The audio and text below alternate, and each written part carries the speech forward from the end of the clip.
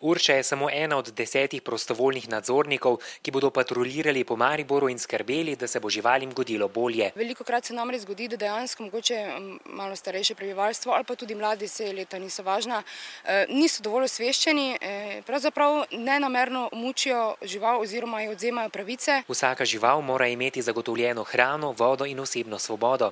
Zagotovljeno pa mora imeti tudi bivanje v ustreznih temperaturah. Na te pravice je društvo opozarjalo že do sedaj, vendar velikokrat neuspešno. Nam se je dogajalo, da so nas kamenjali, da so nas preganjali, če smo jim hoteli karkoli svetovati, kajti bili smo nebodiga treba, kaj bojo tu zdaj neki pasji ljubci hodili okrog, pa nam pamet solili in tako dalje. Število prijav z področja zaščite živali vsako leto naraste za približno 20%. Samo na območju Mariborske veterinarske uprave so jih letos zabeležili prek 160. Ampak moram reči, da je v Mariboru in okolica Maribora je tretjina teh prijav neutemeljena.